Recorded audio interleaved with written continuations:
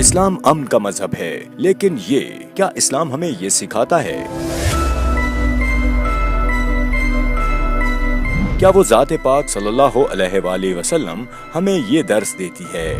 ناموس رسالت کی حفاظت کی سب سے بڑی ذمہ داری ریاست پر نافذ ہوتی ہے۔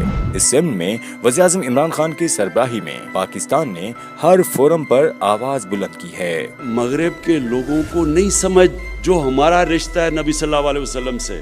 We should have explained to them what a prophet, peace be upon him, means to us. میں نے ہمیشہ یہ محسوس کیا ہے کہ OIC یا اسلامی دنیا سے جیسا رد عمل سامنے آنا چاہیے تھا وہ نہیں آیا۔ ساری مسلمان دنیا OIC کے پلیٹ فارم سے مل کے یونائٹڈ نیشنز میں بتائے کہ ہمیں کتنی تکلیف پہنچتی ہے جب ہمارے نبی صلی اللہ علیہ وسلم کی شان میں گستاخی کی جاتی ہے۔ رحمت العالمین ایکسپلین کرے گا دنیا کو، اسلام ایک پیار کا دین ہے، بجائے یہ ہوتا ہے کہ وہاں کچھ ہو جاتا ہے، یہاں کے پتھراؤ شروع ہو جاتا ہے، یہاں شور مچ جاتا ہے۔ اس لیے یہ اتھارٹی کا ایک یہ کام ہوگا کہ بتائے دنیا کو کہ اسلام ہے کیا۔ جیسے وہ نبی صلی اللہ علیہ وسلم کی زندگی بتائیں گے، لوگوں کو پتہ چلے گا کہ یہ تو ایک انسانیت کا دین ہے۔ وزیر اعظم نے مسلمان لیڈران کو خط کے ذریعے امت مسلمہ کو متحد کوشش کی دعوت دی۔ میں نے آج سارے مسلمان ملکوں کے جو ہیڈز آف سٹیٹس ہیں ان سب کو میں نے آج خط لکھا ہے کہ نبی صلی اللہ علیہ وسلم کی ہمارے دلوں میں کتنا پیار اور جگہ ہے کہ ہمیں ساروں کو مل کے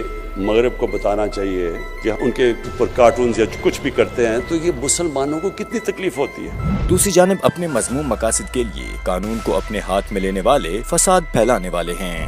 بطور سربراہ مملکت وزیر اعظم ہر ممکن معقول طریقے سے ہر فورم پر ناموس رسالت کے لیے صف اول میں نبرد آزما ہیں۔ محمد صلی اللہ علیہ وسلم insulted, the Holy Quran burnt. And we stress that willful provocations and incitement to hate and violence must be universally outlawed. Global دنیا میں اس چھوٹے سے انتہا پسند گروہ کو خوش کرنے کے لیے پاکستان اور پاکستانیوں کے مفاد کو سولی پر نہیں چڑھایا جا سکتا۔